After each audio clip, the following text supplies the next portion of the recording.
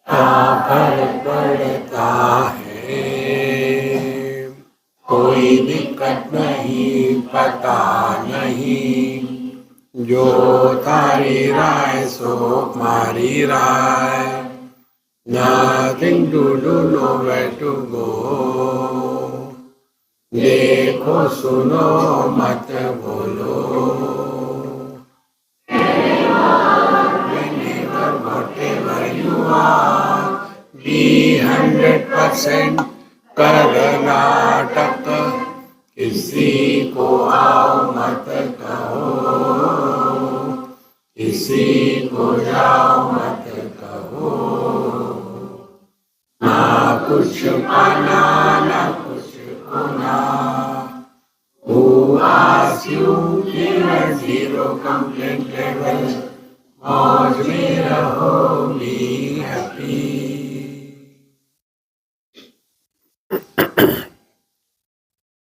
श्री कृष्णा श्री कृष्णा श्री कृष्णा श्री कृष्ण। गुरुर्ब्रह्मा गुरुर्विष्णु गुरुर्देवो महेश्वरः, गुरु साक्षात् परं ब्रह्म, तस्मै श्री गुरवे नमः, तस्मै श्री गुरवे नमः।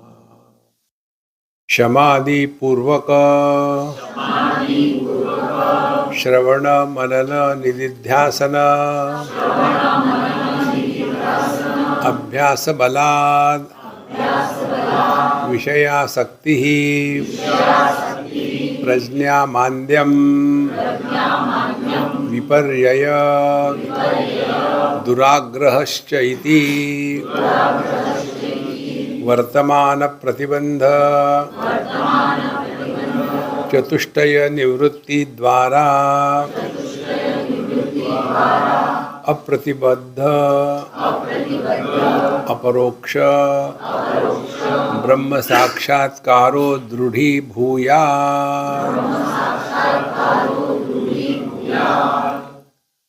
ये हमारा लक्ष्य है। गुरु महाराज ने हमको आशीर्वाद दिए हैं। क्षमादि पूर्वक, ये किसके लिए है?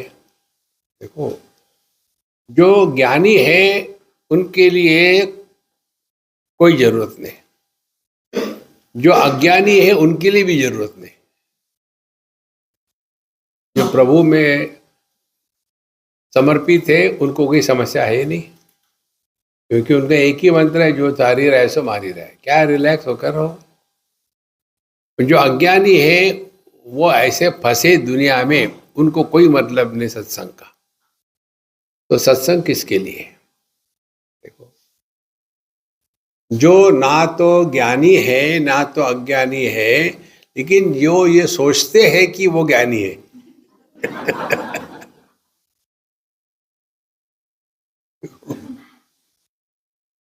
उनके लिए सत्संग है। कितनी महत्व की बात है। देखो, हमने गीता पढ़ रखी है, उपनिषद पढ़े हैं, हमने इतने कैंप अटेंड करे हैं, कितने महात्माओं को सुन के रख दिया है, सब फेल हो गए। तो इसका कारण क्या है कि क्षमादि षट्क संपत्ति का अभाव। तो क्षमादि पूर्वकम, क्षम कल हमने देखा कि विरज्य विषय व्राता दोष दृष्टया मुमुर्मुहु स्वलक्ष्ये नियतावस्था मनसः शमोच्यते। हमारा मन हमारे लिए उपलब्ध होना चाहिए। कल्पना करो, आप किसी जगह जा रहे और कार का स्लोप डाउन है ऐसा, और आपकी पुरानी एम्बेसडर कार है। पुरानी एम्बेसडर क्या कार थी? जिसका हर पुर्जा आवाज करता था, सिर्फ हॉर्न नहीं बजता था। तो वो नीचे की ओर जा रही है और आपको ब्रेक लगाना है, लेकिन समस्या ये थी, ब्रेक अब लगाओ तो थोड़ी देर के बाद लगेगा, तब तक के एक्सीडेंट हो गया। इसीलिए हम चाहते हैं हमारे मन को कहीं लगाने के लिए, लेकिन लगता ही नहीं, इधर उधर भटकता है। तो इसका कारण क्या है? विषयों के प्रति या अपने पुराने आदतों के कारण मन भटकता है। तो पहले शम साधना होनी चाहिए। उसके लिए भगवान का नाम लेने का अभ्यास करो। कोई भी जो नाम लेते आप, ओम नमः शिवाय, ओम नमः शिवाय, ओम नमः शिवाय, ओम नमः शिवाय, ओम नमः शिवाय। ये भगवान के नाम के बीच में अन्य कोई विचार न आवे। कितने बार लेते ये महत्व का नहीं है, 3 बार लो केवल। ओम नमः शिवाय, ओम नमः शिवाय, ओम नमः शिवाय। अब ये 3 बार के बीच में दूसरा कोई विचार नहीं, ये अभ्यास करना है। ये फिक्स हो गया तो उसके बाद फिर बढ़ा लो, फिर 5 बार ओम नमः शिवाय, ओम नमः शिवाय, ओम नमः शिवाय, ओम नमः शिवाय, ओम नमः शिवाय। दूसरा कोई विचार नहीं। यह अभ्यास धीरे धीरे होता है। इसके लिए हमने आपको दूसरी टेक्निक बताई थी, अपने आप से मत बोलो, तब जा करके मन हमारे नियंत्रण में आता है। शम, फिर दम दूसरी संपत्ति है। दम माने अपनी इंद्रियों पर नियंत्रण। अरे बाप रे, 10 इंद्रियों पर नियंत्रण करना तो कठिन है। कोई बात, एक तो पकड़ो ना। हाँ, एक पकड़ते हैं तो अपनी जिह्वा पर कंट्रोल करो। जिह्वा क्या है? 2 in 1 है। बोलने के लिए जब इसका प्रयोग होता है तब उसको जिह्वा कहते हैं, और चखने के लिए जब प्रयोग होता है तब इसको रसना कहते हैं। तो बोलने पर और खाने पर यदि ये 2 चीजों पर नियंत्रण करें तो हम धीरे धीरे जीवन की कई समस्याओं से मुक्त हो जाते हैं। शम दम। फिर तीसरी बात आती है शम दम उपरति। उप माने नजदीक, रति माने रमण करना। हम अपने आप से मस्त है या नहीं, या अपने आप से बोर हो रहे हैं। सुबह सुबह पहुंच गए गुप्ता जी शाह जी के पास। अरे शाह, क्या कर रहा है? मैं बिजी हूं यार। तू सुबह सुबह कैसे आया? नहीं यार, मैं बहुत बोर हो रहा था। कौन आया था बोर करने के लिए? कोई नहीं था। फिर मैं अपने से ही बोर हो रहा था। अब कल्पना करो, जो आदमी अपने कारण बोर होता है कितना सॉलिड बोर होगा।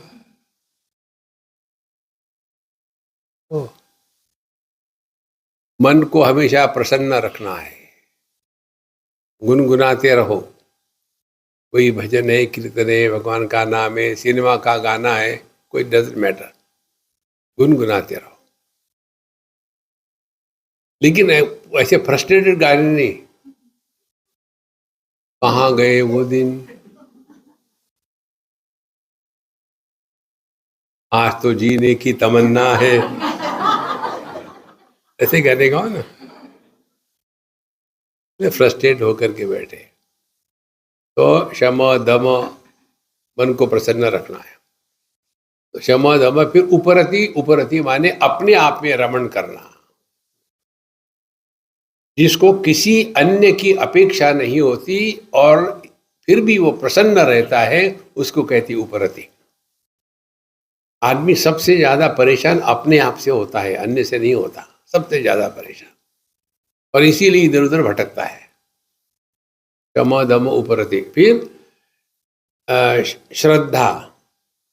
श्रद्धा किसको कहते हैं? शास्त्रों में जो कहा है और गुरु महाराज ने जो बताया है वो किस प्रकार से सत्य है और इसीलिए स्वीकृत है, ऐसी जो विधेयात्मक विचार करने की प्रक्रिया है उसको श्रद्धा कहते हैं। और महत्व की बात, श्रद्धा हमेशा अंधश्रद्धा ही होती है। जब आप जानते हैं तब श्रद्धा की आवश्यकता नहीं। मुझ में श्रद्धा है कि मैं तैर करके नर्मदा जी को क्रॉस कर सकता हूं। माने अभी तो नहीं किया, लेकिन हो सकता है। तो अज्ञात के क्षेत्र में श्रद्धा की आवश्यकता होती है। अब मैं हूं, ये श्रद्धा है कि ज्ञान है? तो ज्ञान जहां है वहां श्रद्धा की आवश्यकता नहीं। जहां अज्ञान है वहां श्रद्धा की आवश्यकता है। हमको परमात्मा के बारे में अज्ञान है, तो परमात्मा को किस में बताया है? उपनिषदों में बताया है, वेदांत में बताया है, भागवत में बताया है, और जो हमारे गुरु महाराज हमको सिखाते हैं वो सब सत्य है। ऐसा स्वीकार नहीं करेंगे तो आप आगे बढ़ ही नहीं सकते। इसीलिए श्रद्धा ही सबसे बड़ी महत्व की शक्ति है। हमारी श्रद्धा ही तो होती है जिसके द्वारा हम अंधकार में प्रवेश करते हैं। जैसे हम बैठ गए हवाई जहाज में, चलो पहुंच जाएंगे, कोई मालूम है कि पहुंच जाएंगे कि ऊपर ही उड़ जाएंगे? देखो, इसीलिए श्रद्धा के द्वारा ही हमारा अस्तित्व सत्य होता है। हमको बताते ये तुम्हारी माँ है, मैंने तो नहीं देखा पैदा होते समय, नहीं। फिर वो माँ बताती है ये तुम्हारे पिताजी है? अरे देखो, तो हमारी सत्ता केवल अंधश्रद्धा पर ही है। इसीलिए शास्त्रस्य गुरुवाक्यस्य सत्य बुद्ध्यावधारणा सा श्रद्धा कथिता सद्भिः यया वस्तु उपलभ्यते। तो इसी श्रद्धा के शक्ति पर ही यह तत्व का ज्ञान होता है। श्रद्धा क्या है? यया सद्धत्ते, सत माने परमात्मा, जिस धारण करने की शक्ति जिसमें है उसको कहते हैं श्रद्धा। तो शम दम उपरति श्रद्धा। चौथी बात आती है तितिक्षा, चौथी या पांचवी, तितिक्षा। तितिक्षा क्या है? सहनम सर्व दुखानाम अप्रतीकार पूर्वकम चिंता विलाप रहितम सा तितिक्षा निगद्यते। जीवन में आने वाले कष्ट को लेकर के सहने की क्षमता, जो व्यक्ति सह नहीं सकता वो मिट जाता है। सहना बहुत बड़ी शक्ति है। और कैसे सहना? रोने नहीं नहीं नहीं, सहनम सर्व दुखानाम अप्रतीकार पूर्वकम, झगड़ा मत करो। फिर कैसे? आगे कह दे अप्रतीकार, चिंता विलाप रहितम। हम सह लेते हैं, रोते रहते हैं, नहीं नहीं, रोना धोना बंद करो यार। देखो, एक बार आदमी को रोने की आदत पड़ी ना तो जाती नहीं हमेशा। ये कौन रोते हैं मालूम है? जो दूसरे का अटेंशन चाहते हैं वो रोते हैं। हमको रोना धोना नहीं है, सह लो। और सहने की क्षमता किस में होती है?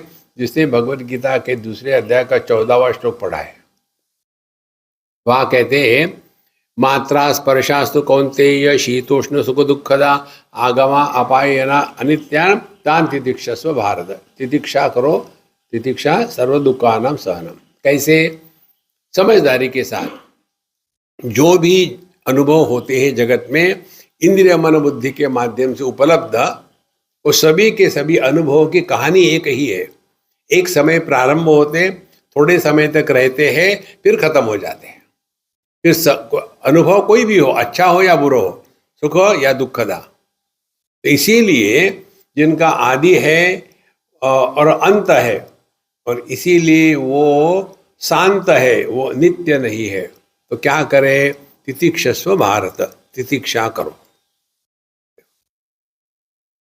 जैसे आप यहाँ बैठे हो सुनने के लिए, अब सुनने को मन भी नहीं कर रहा है, लेकिन इतने दूर से आए हैं, अब वहीं जाके सोएंगे तो लोग क्या कहेंगे, तो फिर क्या करते? तितिक्षस्व भारत। तो यहाँ बैठ करके सो लेते हैं, किसको पता चला है? ये तो आपकी तितिक्षा होगी, मेरी तितिक्षा क्या है? कोई सुनो ना सुनो, अपनो टाइम पास करना है। तो तितिक्षा कंप्लेन करना बंद कर दो। Living at zero complaint level. जो कंप्लेंट करता है वो सह नहीं सकता, तितिक्षा। और अंतिम में 5 बातें जब हो गई, शम दम उपरति श्रद्धा तितिक्षा, इन 5 का जो प्रभाव है उसको कहते समाधान। समाधान माने मजबूरी का नाम महात्मा गांधी नहीं। समाधान माने बिना किसी कारण के आप शांत हो, प्रसन्न हो। इसीलिए ये 6 धार्मिक संपत्ति हम में होनी आवश्यक है। शेष समाधि पूर्वकम। फिर ऐसा जो साधक है उसी के लिए श्रवण मनन निधिध्यासन है। अभी आप सभी लोग को वेदांत के प्रकांड पंडित हो तो मैं शॉर्ट में बताता हूं। मालूम नहीं है तो क्या करे? श्रवण करे। श्रवण किया लेकिन डाउट है तो क्या करे? मनन करे। कितने समय तक करे? जब तक के आपके दिमाग में प्रश्न आते हैं तब तक। निधिध्यासन का अर्थ मेडिटेशन नहीं होता। कई बार ये निधिध्यासन का अर्थ मेडिटेशन करते हैं। निधिध्यासन माने 24 घंटे मुन्ना भाई लगे हैं। यत्र यत्र मनोयाति तत्र तत्र समाधया। दूसरा कोई विषय ही नहीं दिमाग में। तो श्रवण एक आध बार नहीं, दिन में 2 बार, सुबह में 1-1.5 घंटा, शाम को 1-1.5 घंटा। बाकी आप कुछ करो या ना करो, चाहे मंदिर में जाओ, चाहे गंगा जी में डुबकी लगाओ ना लगाओ, चाहे भगवान की पूजा करो ना करो, सब क्षम्य है। लेकिन सत्संग क्षम्य नहीं है। आप कोई भी ग्रंथ ले लो, भागवत महापुराण में महत्व किसको दिया है? सत्संग को। रामचरितमानस में बिनु सत्संग, बिना सत्संग के ज्ञान नहीं होता, और बिनु हरि कृपा मिले नहीं संता। धीरे धीरे ये बातें हृदय में आती है कि समस्या गलत विचारों की है। गलत विचारों को या अज्ञान को, हम गलत विचार इसीलिए कहते हैं, अज्ञान का अर्थ ज्ञान का अभाव नहीं होता, ज्ञान की अपूर्णता होती है। ज्ञान का अभाव हो ही नहीं सकता। इसीलिए यह जो हमारे दिमाग में उल्टी सीधी बातें है, उससे निकलने के लिए सत्संग की आवश्यकता है। देखो, तो श्रवण फिर मनन। सुना है लेकिन कैसे संभव है कि गुस्सा मत करो? कैसे संभव है? महात्मा लोग तो गुस्सा करते हैं। एक बड़े महात्मा थे, उनके पास एक शिष्य गया, बड़ा समर्पित था, अच्छा था, सब कुछ था। वे महात्मा जी कभी कभी बड़े गुस्सा करते थे, गाली देते हैं।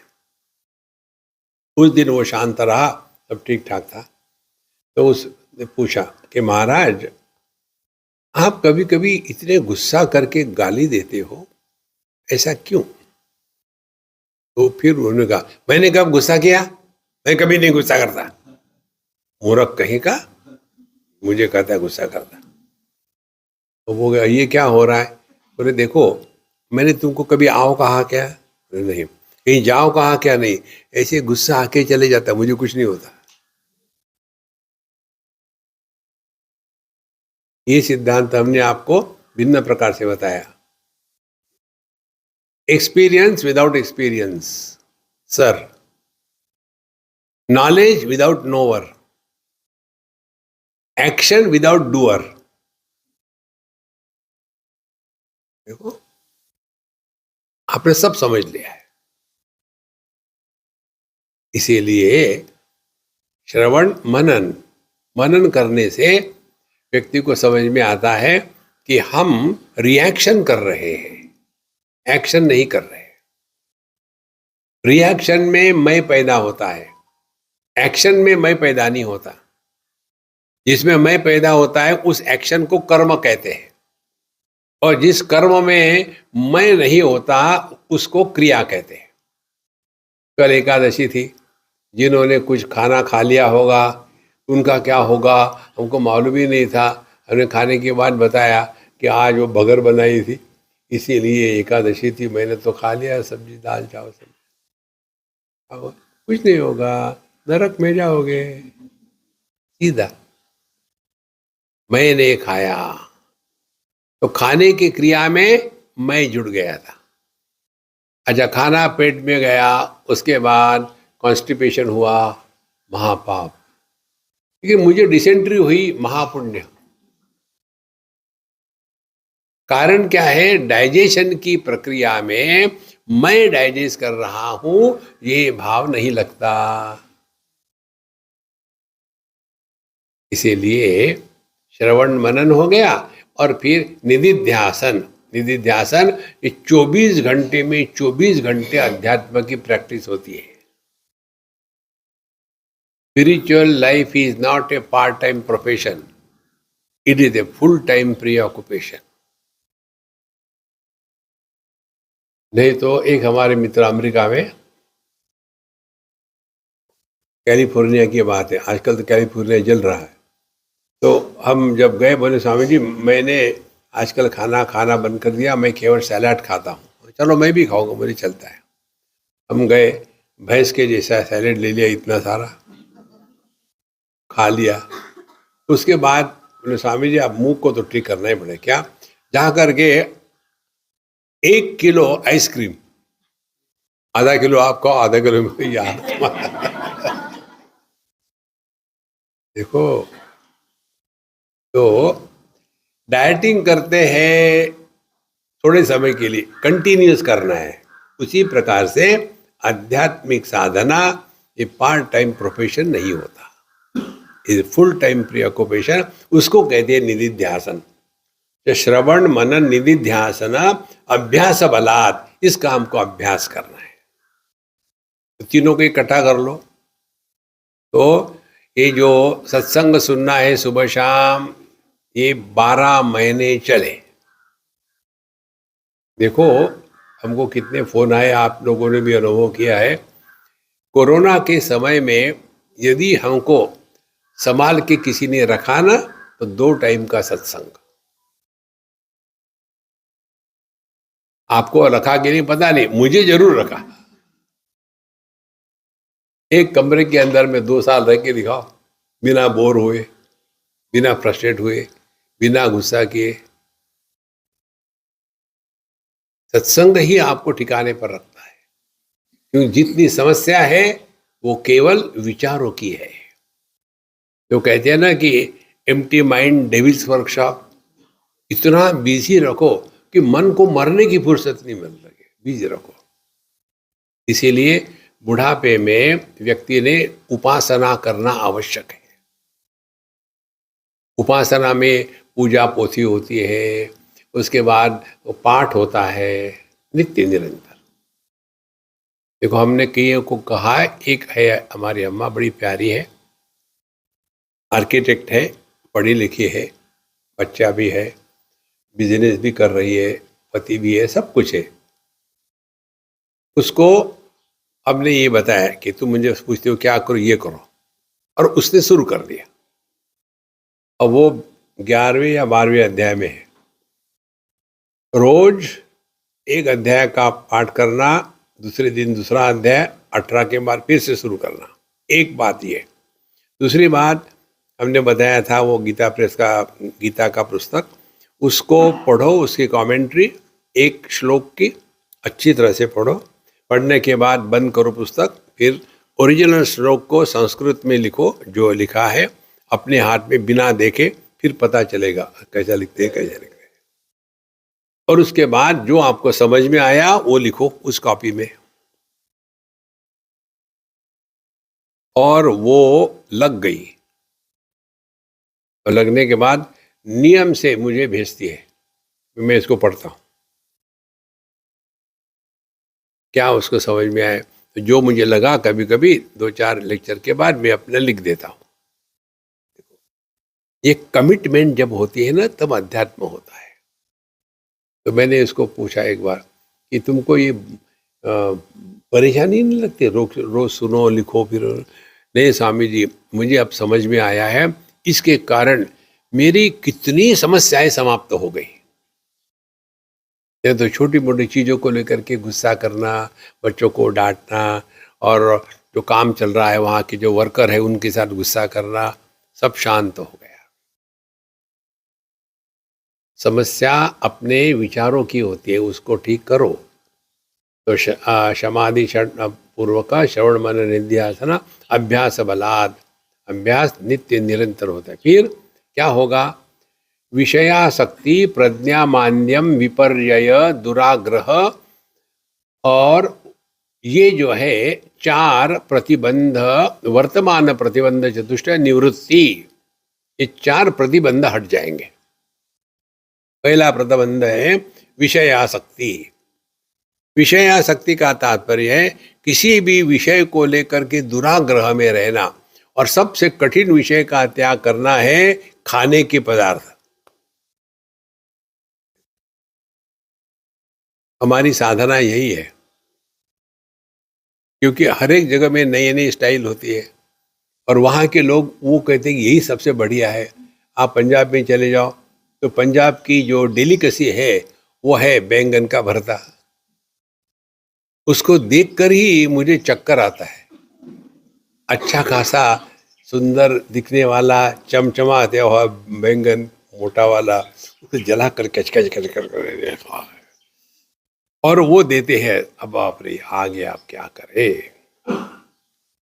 तो फिर कुछ कचरा पड़ा हो तो आप टिश्यू पेपर लेकर के फेंक देते हैं ना, वैसे में चपाती रख करके उसके ऊपर भी खा लेता हूँ, पानी पी लिया, और उस महारानी को लगता है मुझे अच्छा लगा।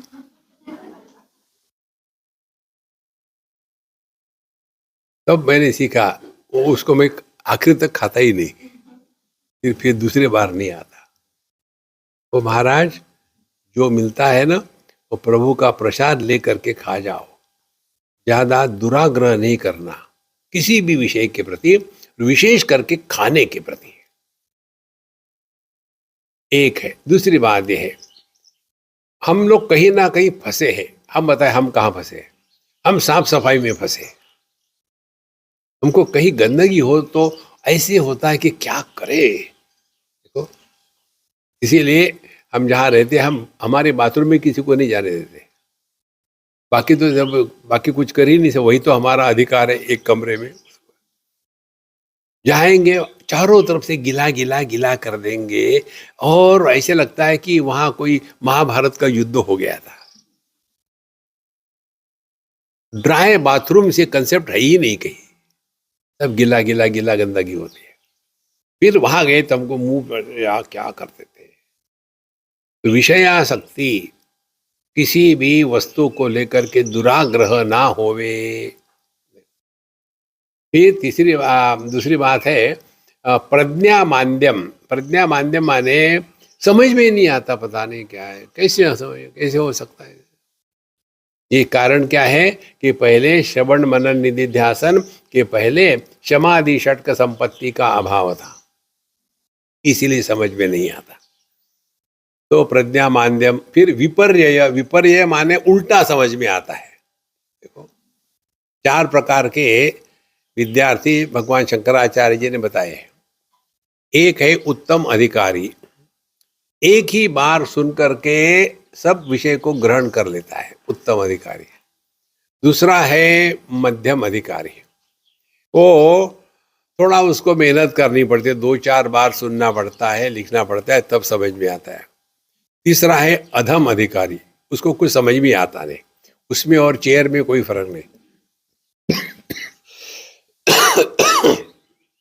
और चौथा है अधमाधम। अधमाधम कौन है? जो हर चीज को उल्टा समझता है।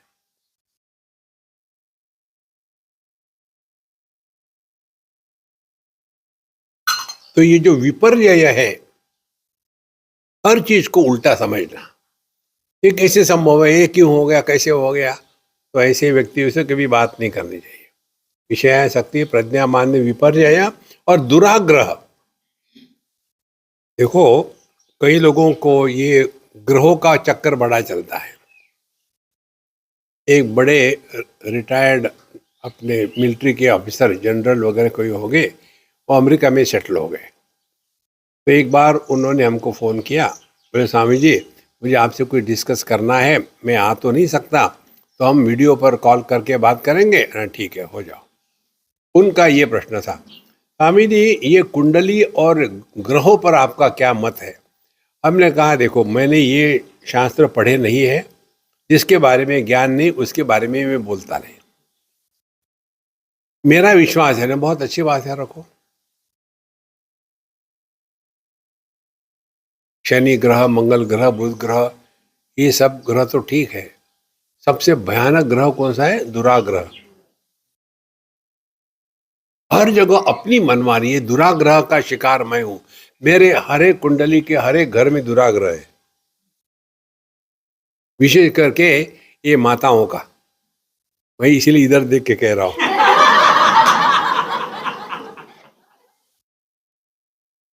खा जाएगी नहीं तो। इनका प्यार क्या होता है? अपनी मनवाना, ये इनका प्यार होता है। खाने के लिए नहीं, अब नहीं चाहिए, नहीं नहीं नहीं थोड़ा लीजिए, नहीं मैं खुद खा के आया हूँ, अभी नहीं खाऊंगा, अगले बार। नहीं नहीं नहीं, हमने आपके लिए इतना प्यार से बनाया, आप खा नहीं रहे।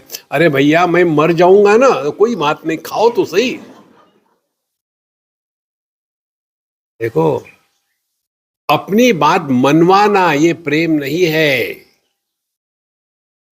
देखो कितनी महत्व की बात है। सुख किसको मिलता है? जिसकी आप सेवा कर रहे हैं, उसको जो चाहिए वो देना चाहिए। हम लोग अपनी बनवाते हैं। नहीं नहीं नहीं, देखो हमने ढोकला बनवाया कितना प्यार से, अब ढोकले का नाम सुन के मेरे पेट में स्ट्राइक शुरू हो जाता है। गुजराती लोग इतने प्यारे होते, मीठे होते हैं, लेकिन उनके सभी पदार्थ भयानक होते हैं। हंडवा, खांडवा, ठेपला, खाकरा, अरे धड़ाधड़ मारे जा रहे हैं। एक भी नहीं। जलेबी, रसगुल्ला, चमचम, कितना अच्छा लगता है, सुनने में ही अच्छा लगता है। खाकरा लोग गैट।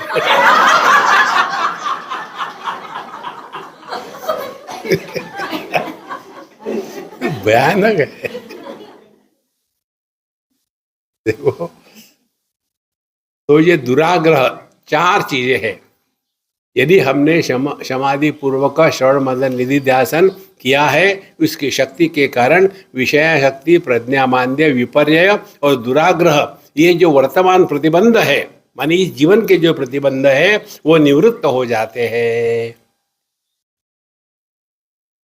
तो जो हमने अपने ऊपर में ये बोझा डाला है, किसका? विषय आसक्ति का, प्रज्ञा मान्य समझ में नहीं आता, विपर्य उल्टा समझते हैं, दुराग्रह उसी में फंसे हैं। इससे हम मुक्त हो जाते हैं। वर्तमान इस समय जो हमारे प्रतिबंध है, मुक्त। फिर अप्रतिबद्ध अपरोक्ष ब्रह्म साक्षात्कारो दृढ़ीभूयात्, इसी के द्वारा हमको यह स्पष्ट अनुभव होगा कि हम जिसकी बात कर रहे हैं वो हम हैं। देखो, ये भावना की जो बात हम कर रहे हैं ना, भावना का अभ्यास बहुत महत्व का है। जाकी रही भावना जैसी, प्रभु मूरत तिन देखई तैसी, रामचरितमानस में आता है कि भगवान राम और लक्ष्मण जी जब उस जनक नगरी में घूम रहे थे, तो उनको भिन्न भिन्न लोगों ने भिन्न भिन्न रूप से देखा। वहाँ की जवान जवान लड़कियाँ थी, उन्होंने सोचा मुझे ऐसे ही पति मिलना चाहिए, और जो बूढ़ाऊ थे उन्होंने सोचा साक्षात भगवान है।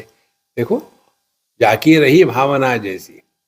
अब इस भावना को समझो। हम ही भावना करते हैं कि मैं बड़ा सुंदर हूँ, मैं बड़ा इंटेलिजेंट हूँ इत्यादि, उसी को लेके चलते हैं। एक किसी नाम के साथ हमारा तादात्म्य हो जाता है, वही मैं हूं। ये भावना का एक आपको एक्सपेरिमेंट बताते, हमने किया था एक बार। हम बस से जा रहे थे, पूरी पूरी बस, दो बसें थी, और हम हमेशा बस में पीछे बैठते हैं। तो हमारे पास एक कन्या कहती है, स्वामी जी मैं बैठूं क्या, दूर बैठो, सर पर मत बैठना। और बोले मुझे प्रश्न मत पूछो, हटो यहाँ से। फिर हमने कहा कुछ खेलेंगे। क्या खेलेंगे? मैंने कहा देखो, मैं, वो लड़के का नाम क्या है? बोले उसका नाम अशोक है। मैं जोर से कहूंगा अशोक, और फिर तुम्हारे कान में कुछ नहीं बोलूंगा, लेकिन तुम ऐसे ठा ठा करके हंसना और यहां से दौड़ के निकल जाना अपनी सीट पर, फिर देखो क्या होता है। तो फिर हमने वैसा किया, और हमने उसके कान में कुछ बोला नहीं, केवल होठ हिलाए, और वो हंस रही है, चली गई। थोड़े समय के बाद वो अशोक लड़का मेरे पास आ गया, स्वामी जी आपने उसको क्या बताया? ना कुछ नहीं बताया। वो क्यों हंस रही थी? मेरे मुझे क्या, मैंने उसको पूछो। वो वहां गया, तुम क्यों हंस रही थी? तुम कौन हो पूछने वाला, मैं कुछ भी करूं? स्वामी जी ने तुमको कुछ बताया मेरे बारे में? नहीं, कुछ नहीं बताया। फिर क्यों हंस रही थी? अब चक्कर क्या था? अशोक, ये शब्द उसने सुना, उसके साथ ऐसा तादाद में है कि पूरे विश्व में एक ही अशोक है। देखो, ये भावना है। सास बहू पति पत्नी, ये सब भावना है।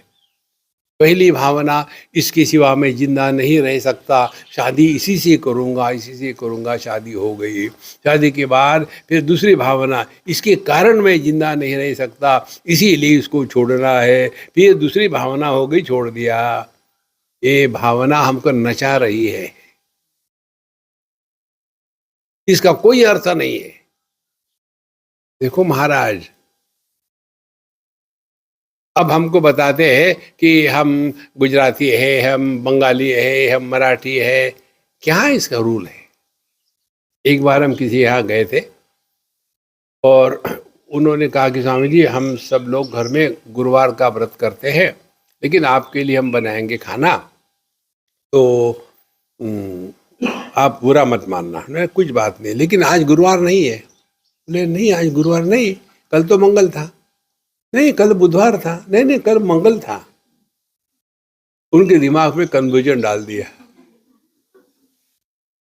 अब ये कल जस्ट चिंतन करो, पहला दिन कौन सा था? सोमवार की, मंगल की, बुध की, गुरु। एक बार इस चक्कर में आ गए, उसी को सत्य मानने लग गए। जब सोते हैं तब सोमवार होता है कि मंगल होता है कि बुध होता है? देखो, सत्य के पक्ष में मेजॉरिटी का लॉ नहीं होता। सबको आकाश नीला दिखता है, इसीलिए क्या वो नीला है? सबको सूर्योदय सूर्यास्त का अनुभव होता है, इसीलिए क्या सूर्य का उदय अस्त होता है? देखो महाराज, ये सार्वजनिक नहीं है।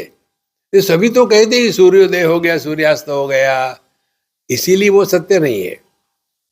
इसीलिए ये जो प्रतिबंध है, हमारी भावना ही भावना है कि मैं बड़ा सुंदर हूँ, मैं बड़ा इंटेलिजेंट हूँ, मैंने ये किया, मैंने, कुछ नहीं होता, ये कल्पना मात्र है। तो इस कल्पना के द्वारा हम इस दुनिया में फंसे हैं। तो दूसरी कल्पना करो ना, दूसरी भावना करो। कौन सी? अहम ब्रह्मास्मि। गुस्सा आया, अरे ब्रह्म को तो गुस्सा नहीं आ सकता रे यार, ठीक है छोड़ दो। कितनी बढ़िया साधना है। देख, इसको तो मैं मार के छोड़ूंगा, लेकिन ब्राह्मण किसी को मार ही नहीं सकता क्योंकि उसके पास कुछ है नहीं। हाँ यार, अब मैं ब्राह्मण हूं तो कैसे मारूं? देखो, ब्रह्म सभी का आधार है, किसी का तिरस्कार नहीं करता। जैसे आकाश ना किसी को मारता है, ना किसी का तिरस्कार करता है। तो यही भावना करनी है और कुछ नहीं। जैसे अभी हमारी भावना ये है, हम ब्राह्मण क्षत्रिय वैश्य शूद्र, क्या लॉजिक है इसके बीच में बताओ? कुछ नहीं है। क्योंकि मानते आए हम देशस्थ ऋग्वेदी ब्राह्मण हैं। उनके बापा ने बताया, उनके बाप ने बताया, उनके बाप ने बताया। देखो, ये कल्पना के साम्राज्य में ही रहते हैं। इसीलिए महाराज, हमको किसी का विरोध नहीं करना है, जैसे चलने चले दो, अपने ज्ञान में निष्ठावान होकर के रहे और किसी का विरोध नहीं। जैसे आकाश किसी का विरोध नहीं करता, ये जो निर्विरोध सत्ता है, ये जो निष्क्रिय सत्ता है, वो हमारा स्वरूप है। तो ये सब वर्तमान प्रतिबंध चतुष्टय निवृत्ति द्वारा अप्रतिबद्ध अपरोक्ष ब्रह्म साक्षात्कारो दृढ़ी भूयात्। अप्रतिबद्ध माने अब हम पर कोई भी बंधन नहीं है, कोई हमारे ज्ञान में रोड़ा नहीं डाल सकता। इसके लिए अपने जीवन में कम से कम नियम रखो। इतने नियम का बोझा रखते, कम से कम रखो। कौन सा नियम रखे? पेट भर के रखो, दिमाग खाली रखो। हम उल्टा करते, सोमवार आया तो शिव जी, मंगल आया तो हनुमान जी, बुधवार आया तो संतोषी माता, गुरुवार आया तो गुरु है, शुक्रवार को फिर एक कोई टपकता है, शनिवार को फिर कोई आ जाता है, रविवार को एकादशी। केवल खाने का ही चिंतन चलता है, परमात्मा का नहीं। कम से कम नियम हो। तो ऐसा जब हम करेंगे अभ्यास, तब यह हमारे स्वरूप को हम पहचान पाएंगे। उपक्रमादि षड्विध लिंग अशेष वेदांतानाम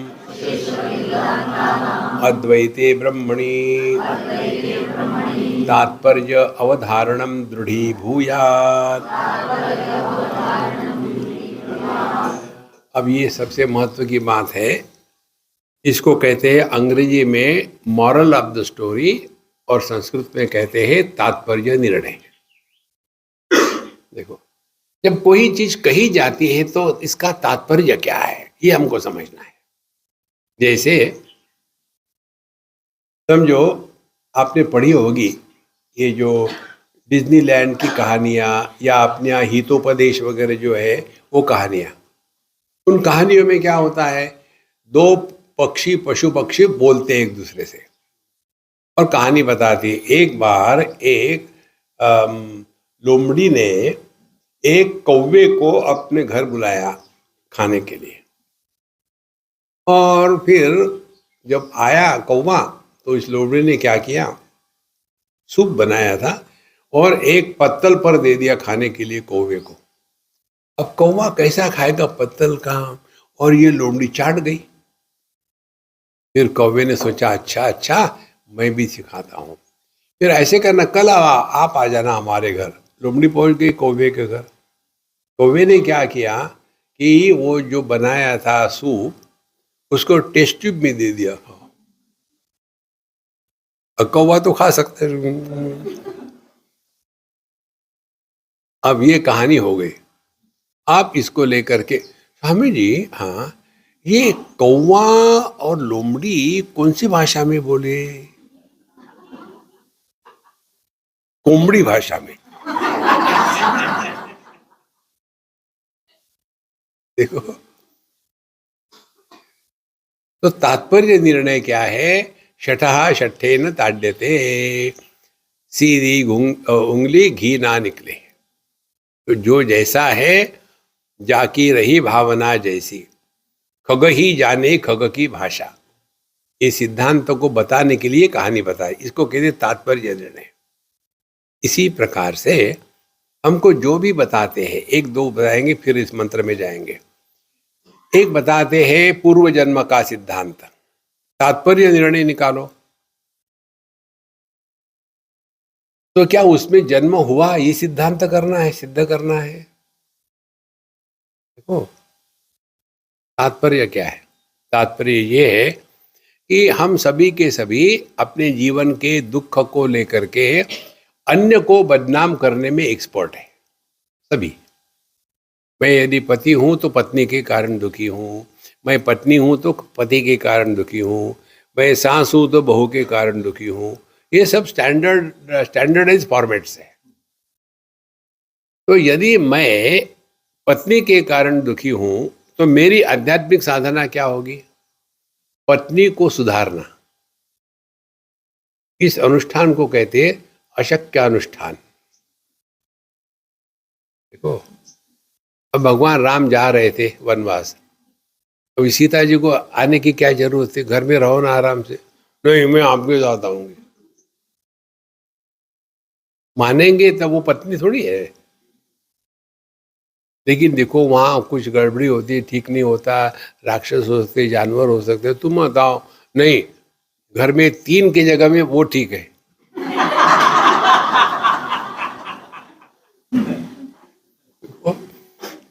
आप लोगों को तो एक ही होती है। सीता जी की परेशानी 3-3। तो यदि मैं पति होने के नाते अपने दुख का कारण पत्नी को कहूं तो मेरी पूरी साधना क्या होगी? पत्नी को सुधारना। ये असंभव है। तो फिर क्या करें? फिर इसीलिए ये पूर्व जन्म का सिद्धांत है। मालूम है तुम्हारी पत्नी तुमको कष्ट क्यों देती है? पिछले जन्म में तुमने उसको छला था, और इसीलिए उसी ने उसी समय करवा चौथ का व्रत किया था। 7 जन्म में नहीं छोड़ेगी तुमको। अरे बाप रे! लेकिन मुझे कुछ याद नहीं, उससे कोई मतलब नहीं। अब वो तुमको पूरा चलेगी। लेकिन अब हम क्या करें? अब देखो, उसके साथ झगड़ा करना बंद करो, फिर उसके साथ अच्छा व्यवहार करो। उससे क्या होगा? एक तो तुम्हारा मन शांत रहेगा, और उससे भी ज्यादा महत्व की बात, अगले जन्म में वो तुम्हारी पत्नी नहीं होगी। Really, I am ready. देखो, नेट रिजल्ट क्या होगा? आप जीवन में कंप्लेन करना बंद कर दोगे। दूसरी बात, अपने जीवन के सुख दुख को हम स्वयं जिम्मेदार है, अन्य कोई नहीं। इसके कारण हमारा ध्यान अन्य से हट करके अपने पर आएगा। और यदि हमने समाधि षडक संपत्ति से युक्त है, तब पता चलेगा, अरे यार, पिछले जन्म में मैंने उसको छला था, उस समय तो ये देह नहीं था, फिर भी मैं तो था ना। हाँ, बिल्कुल ठीक बात है। अगले जन्म में सुख दुख को भुगतने के लिए ये देह नहीं होगा, लेकिन मैं तो हूंगा ना। हाँ, तो मैं कब पैदा हुआ, कब मरा? मैं तो अखंड हूं। अखंड हूं माने क्या? खंडित कैसे हो गया? काल्पनिक। जैसे पृथ्वी अखंड है, उसमें कल्पना करी, ये भारत देश है, ये बांग्लादेश है, कल्पना ही तो करी। पहले जो भारत देश था वो अलग था, अब अलग है, आगे पता नहीं क्या होने वाला है। ये सब कल्पना में है। धीरे धीरे धीरे व्यक्ति अपने बुद्धि का प्रयोग करके तात्पर्य निर्णय निकालता है कि ये पुनर्जन्म का तात्पर्य हमारा ध्यान अपने इस अखंड सत्ता की तरफ खींचना है, स्वर्ग नरक बेचने का नहीं। उसी प्रकार से स्वर्ग नरक की बात क्या है? मासेस को कंट्रोल करने के लिए 2 रिमोट कंट्रोल होते हैं। एक होता है गिल्ट, दूसरा होता है फियर। देखो, व्यक्ति के मन में गिल्ट आ गई तो अपने अपर कंट्रोल करता है वो, और फियर होगी, ऐसा करोगे तो नरक में जाओगे। नहीं नहीं, ऐसा नहीं करेंगे। अब ना किसी ने नरक देखा है, ना कोई वहां गया है।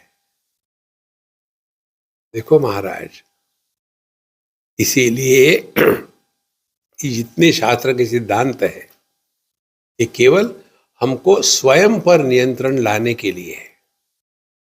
तब जाकर के हम अपने इंद्रिय मन बुद्धि के माध्यम से कर्म करेंगे, लेकिन उसके द्वारा प्रभावित होकर के बंधन में नहीं आएंगे।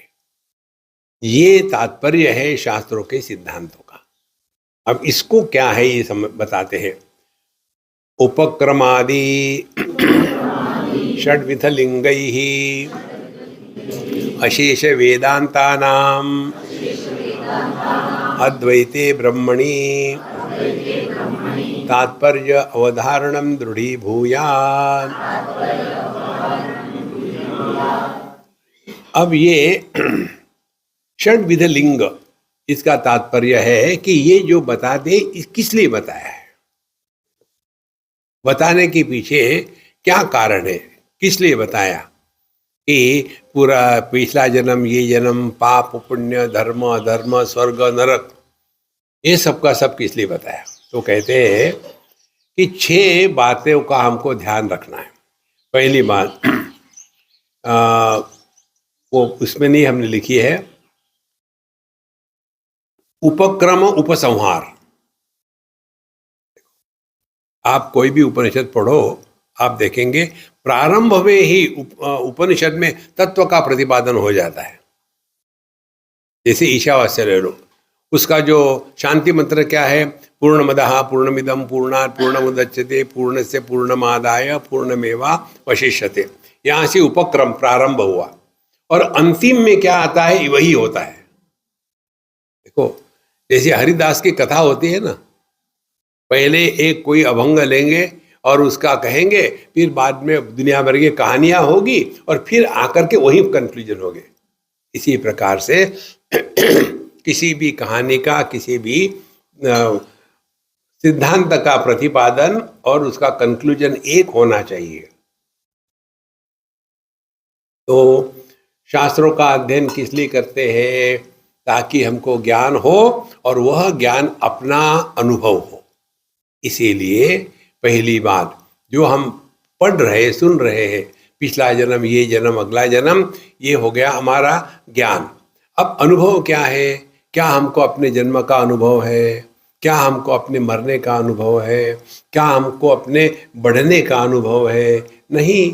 फिर ये किसको हो रहा है? ये तो उपाधि को होता है, हमको नहीं होता। इसको कहते उपक्रम उपसंहार एकत्व। माने जो बताया है सिद्धांत के रूप में वही सिद्ध हुआ है। पहला जो 6 लिंग है उसमें से पहला ही है। दूसरी बात है अभ्यास। अभ्यास माने इसकी प्रैक्टिस करनी है। प्रैक्टिस क्या करनी है? देखो, सुनो, बक बक करना बंद करो, प्रैक्टिस करो। बहुत महत्व की बात है। इसके लिए एक और एडिशनल आपको बताते हैं। किसी से भी किसी विषय पर कुछ भी बोलने के पहले अपने आप को प्रश्न पूछ लो, क्या बोलना आवश्यक है? हम आपको गारंटी देते हैं कि 99% केसेस में आप स्वयं ही कहोगे कोई आवश्यकता नहीं। लेकिन वो जो उल्टी जब आती है ना, उसी प्रकार से उल्टी आती है। कहना नहीं चाहिए, चुप रहो ना, फिर बोल ही देंगे। बहुत बड़ी साधना है। तो दूसरा है प्रैक्टिस। तीसरा है यह जो साधना है ये एकदम अपूर्व है। अपूर्व माने ये नॉर्मल जैसी नहीं है कि गए, घंटी बजाई, जूते रख दिए, वापस जाते हैं नए जूते पहन के चले गए, भगवान का नाम लिया, नहान लेते समय भी इधर उधर मन जा रहा है। ये नहीं है। ये इसमें अपूर्वता क्या है? इसमें क्रिया को महत्व नहीं है, अपने ज्ञान के अनुभूति से सीखने की प्रक्रिया अध्यात्म है। बाहर का आडंबर अपनी जगह ठीक है, हमारा किसी से विरोध नहीं। देखो, सीखने की दृष्टि से आपको बता रहे हैं हम, क्योंकि हमने ये बहुत किया है, पूजा पोथी जप बहुत बहुत किया है। लेकिन उससे सीखा क्या है? तो आप किसी भी मंदिर में चले जाओ, वहाँ गुजरात में नहीं होता है, दक्षिण में होता है। वहाँ जब अष्टोत्तर नामावली से पूजा करते हैं ना, तो आपको फूल दे देंगे, आप उसको हाथ लगाओ, फिर आपका नाम गोत्र सब पूछेंगे और फिर कहेंगे इनके नाम से अष्टोत्तर पूजा करते हैं। और फिर भगवान का नाम लेंगे, ओम केशवाय नमः, ओम नारायणाय नमः, गोविंदाय नमः, और धड़ाधड़ फेंके जा रहे, और वहां नारायण पकड़ रहा, इधर गया उधर गया।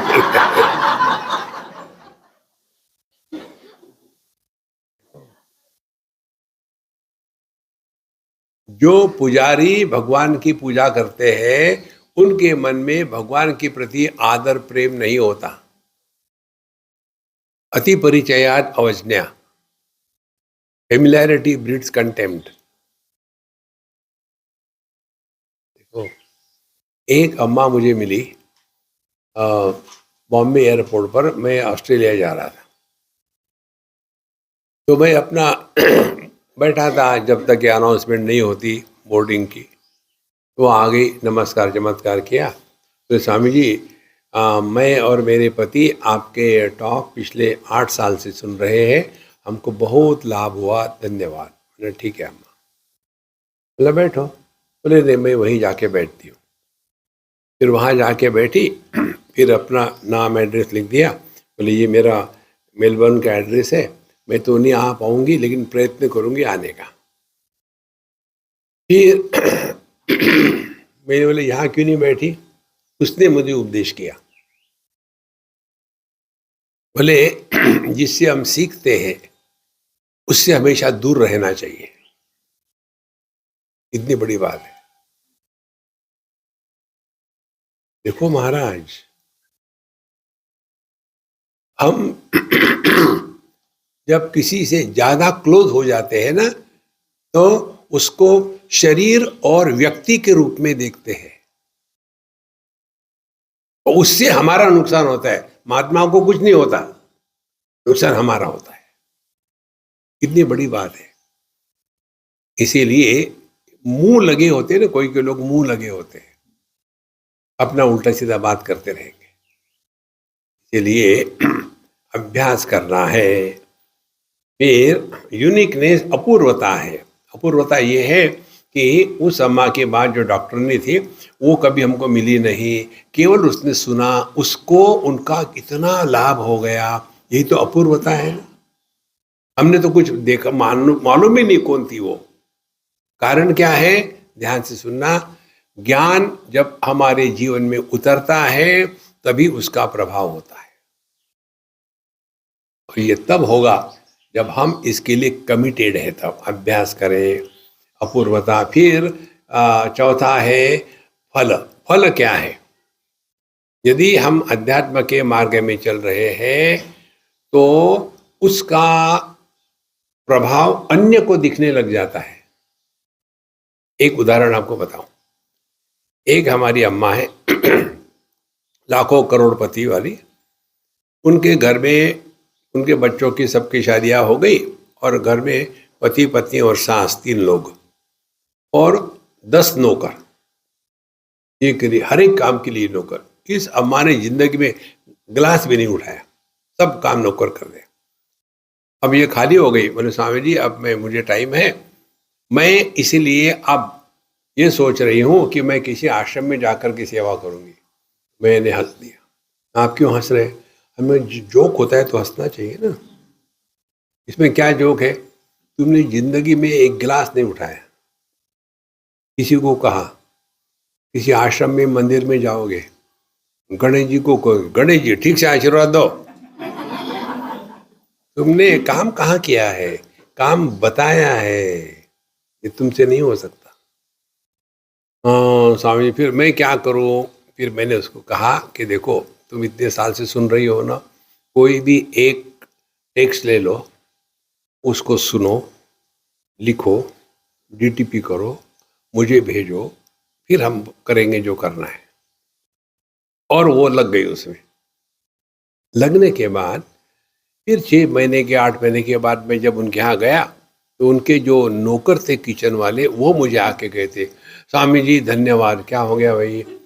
आजकल बीवी जी गुस्सा नहीं करती, एकदम शांत। क्या आपने जादू कर दिया उसके ऊपर में? नहीं तो दिन भर इसको डांट उसको डांट गाली दे चलता रहा। अब घर में एकदम शांति हो गई है। एक दिन वो गुस्सा कर गई। उसकी सास ने कहा बेटा तुम वो स्वामी जी का लिख नहीं रही कि आजकल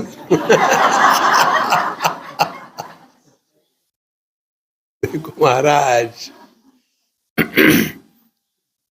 अपने में जो परिवर्तन आता है ना, ये अपने को नहीं समझता, अन्य को समझता है।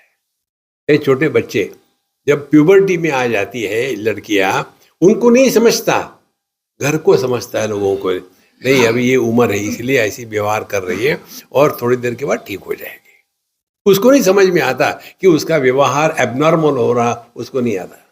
इसी प्रकार से यह जो अध्यात्म है ना, इसका जो फल है, फल ये है कि लोग हम में अब भिन्नता देखना प्रारंभ करेंगे। देखो, ये फल अपने आप आ जाता है।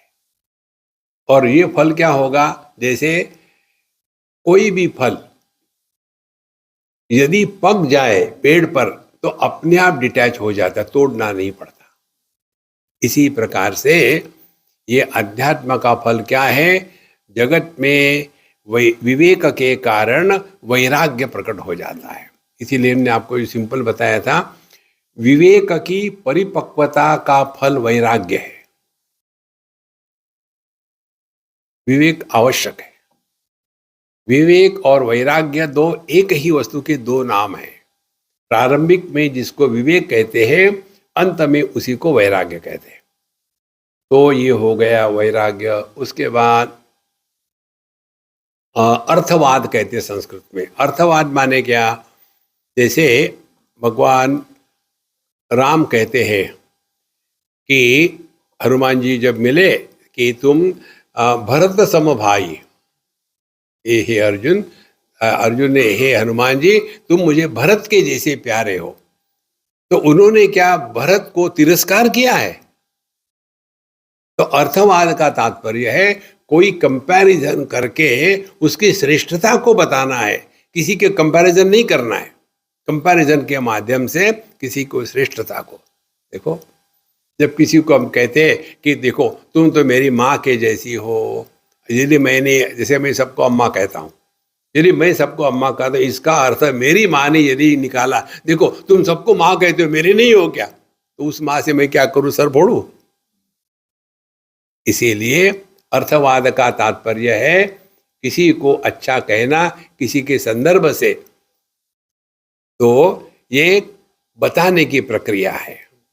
इसीलिए जब कहते हैं ना पाप मत करो, पाप करने से ये होगा, पुण्य करने से ये होगा, ये अर्थवाद है। वहाँ पाप पुण्य करके आपको स्वर्ग नरक में भेजने की बात नहीं है। अच्छा, और आखिर में उपपत्ति, उपपत्ति का अर्थ है कि हमने इस प्रकार से विषय को प्रेजेंट करना है, समझना है कि उसमें से अर्थ निकले, अनर्थ ना निकले। ये 6 चीजों को लेकर के हम अशेष वेदांता नाम अद्वैते ब्रह्मणि तात्पर्य अवधारणम, तो सभी वेदांत का तात्पर्य यही है कि अहम ब्रह्मास्मि, ना कुछ हुआ है ना कुछ होने वाला है। देखो, केवल एकमेवाद्वितीय।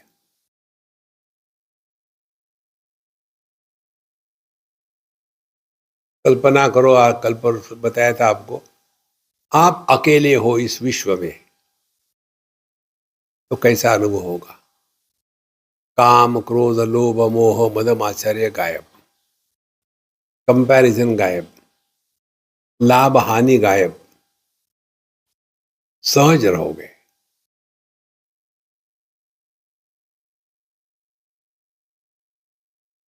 इसीलिए इस दुनिया में अनेकता में रह के हुए भी अपने एक को छोड़ना नहीं।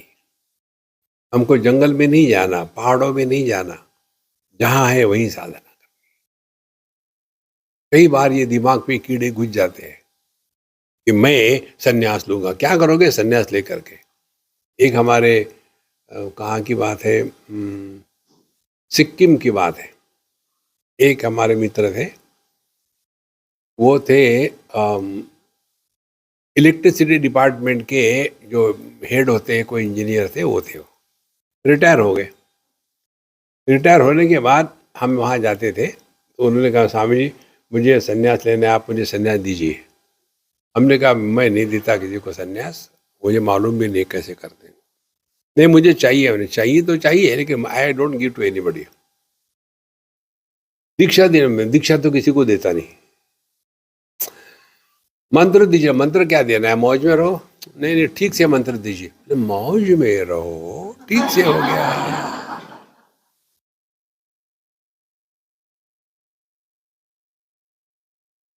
कोई बात नहीं, मैं दूसरे जगह जाकर के सन्यास की दीक्षा लूंगा। चले गए ऋषिकेश। ऋषिकेश में किसी को भी कुछ भी मिल सकता है, तो उन्होंने वहां सन्यास लिया। वो सन्यास लिए तो पत्नी साथ में थी। मैं भी लूंगी, अरे ये कोई सारी खरीदनी है क्या? उसने भी सन्यास लिया। अब दोनों सन्यासी बन करके घर आ गए। घर आने के बाद वही कमरा, वही सब कुछ और वही आदतें। मुझे चाय दे देना, मैं तुम्हारी पत्नी नहीं हूं, सन्यासी नहीं हूं। तो क्या चाय नहीं बना सकती क्या? झगड़े शुरू। ओ, और जब बाहर जाएंगे ये, तो चाहते थे कि लोग इसको सन्यासी के रूप में स्वीकार करें, लेकिन लोगों ने तो, वर्मा जी, अरे वर्मे तू आजकल क्या कर रहा? मुझे वर्मे कहते हो, मैं गड़बड़ानंद हूं। और सबको उपदेश करने लग गए। सभी मंदिर में जाकर के पंडित जी बताने लगे, और सब तो उनको वर्मा कह जाते थे। अरे वर्मे तू कल का है, हट यहां से। और इतने फ्रस्ट्रेट हो गए, एकदम विचित्र उनका व्यवहार होने लग गया। ये नाटक मत करना, कोई बाहर का आडंबर बजाने की कोई जरूरत नहीं है हमको। देखो, सहज रहो, ये अवधूति मार्ग है। वर्णाश्रम व्यवस्था, वर्ण ब्राह्मण क्षत्रिय वैश्य शूद्र, आश्रम ब्रह्मचारी गृहस्थ वानप्रस्थ सन्यासी, इसके जो नियम है उसके अनुसार रहो और अपने स्वरूप में रहो, कुछ करना नहीं है। नहीं तो व्यक्ति ऐसे फंस जाता है कि भाई ये करने से ही ये मिलता है, ऐसा कुछ नहीं होता। अब अगले मंत्र में कहते, श्री गुरुमुखात् श्रुतौ अद्वितीय वस्तुनः वेदांत अनुगुण युक्ति भी अनवरत अनुचिंतनम भूयात्। श्री गुरु मुखात, गुरु जी से जो सीखा है। और यह महत्व की कि हम अपने आप मर्जी से शास्त्रों का अध्ययन नहीं करना चाहिए।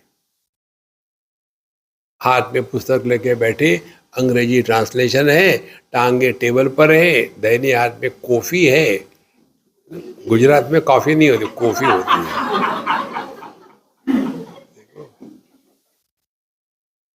अमेरिका में बाप को डैडी कहते हैं, गुजराती डैडी नहीं कहेंगे, डैड कम हियर।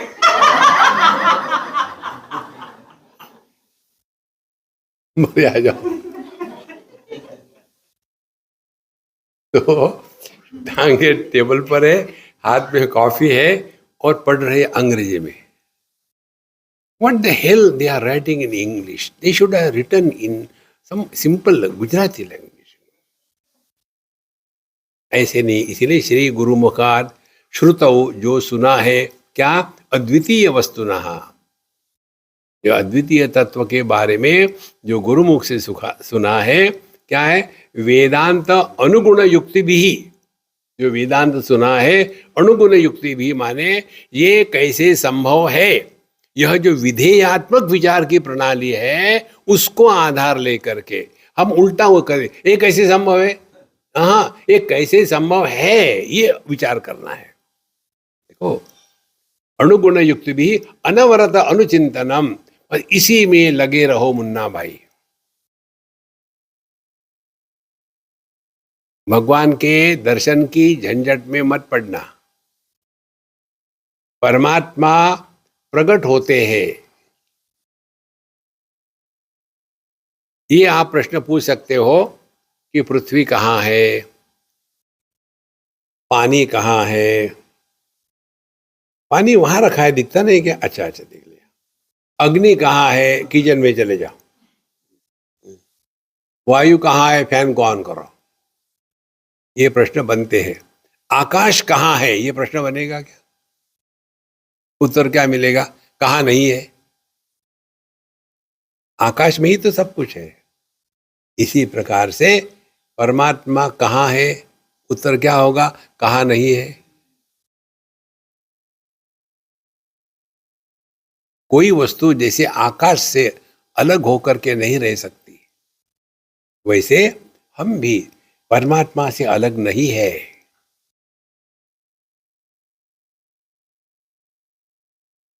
आदमी से पति अलग कैसा होता है? जब पत्नी के प्रभाव से दुखी होता है, तब आदमी से पति अलग हो गया। इसी प्रकार से हम इन उपाधियों के कारण अपने परमात्मा स्वरूप को भूल गए, और उसके कारण अपूर्णता की भ्रांति, उसको मिटाने के लिए कामना का प्रभाव, कामना के कारण क्रोध लोभ संसार प्रारंभ होता है। इसीलिए संतो, असली अध्यात्म है हमारे अंतःकरण में कामना का प्रभाव और कामना पूर्ति, इन विषयों को हटा देना है। कैसे? जो थारी राय सो मारी राय। ये बच्चों को लेके माँ बाप परेशान होते, उनको देख करके बिल्कुल दुख होता है कि कितने बेवकूफ है ये। हर एक व्यक्ति देखो, children are born through us, they are not born to us. हम बच्चों को देते क्या है? केवल शरीर देते हैं। उस शरीर में रहने वाला जो है वो माँ बाप निर्माण नहीं करते। एक ही माँ बाप की पेयर, 4 बच्चे, एक बड़ा शांत है, स्टूडियस है, क्वाइट है, दूसरा एकदम पॉलिटिशियन के जैसा हीरो है, सबको इकट्ठा करता है, तीसरा पैसे कमाने में लगा है, चौथा गवर्नमेंट सर्वेंट है। कौन है? 4 ब्राह्मण, क्षत्रिय, वैश्य, शूद्र। एक ही माँ बाप से 4 कहां से निकले? शरीर से देखो तो दिखने में से एक जैसे हो गए, देखेंगे ये भाई भाई है, लेकिन उनके व्यवहार देखो, अपने घरों में देखो, एक बच्चा कुछ और होता है, दूसरा कुछ और होता है।